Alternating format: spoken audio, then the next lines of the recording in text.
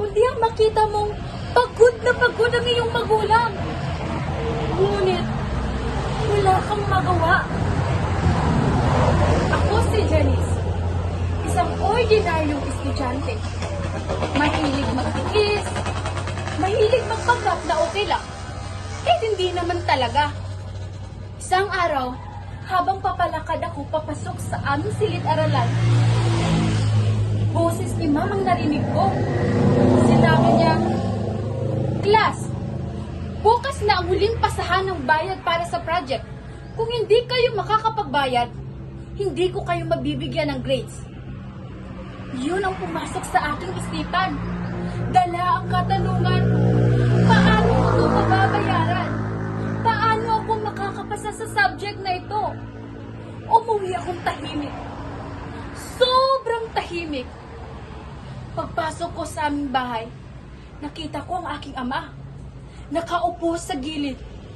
Pagod, tahimik, at hawak ang lumang pitaka. Nang buksan ni Papa ang kanyang lumang pitaka, para na rin binuksan ang aking puso.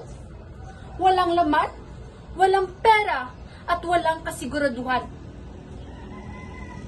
Ngunit, isang salita ang aking narinig.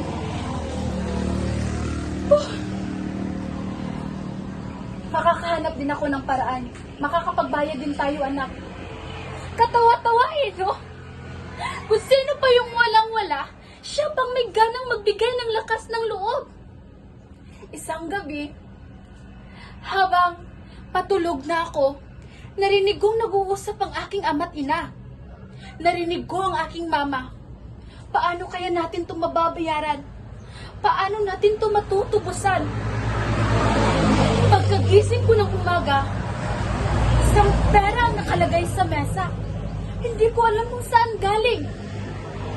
Hindi ko alam kung ano naman ang isinakripisyo ng aking mga magulang.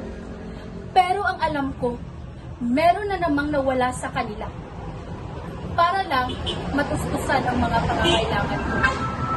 Habang hawak ko ang pera na yon, may pangarap na nabuo. Na balang araw, hindi na basta pitakang walang laman ang hawak ni Mama at Papa. Kundi balang araw, maibibigay ko sa kanila ang buhay na hindi nila naranasan. Dahil ako ang pag-asa nila. Ako ang magtataguyod sa buhay naming kahirapan. At ito, ang aking kwento. Ako, si Janice Jacinto.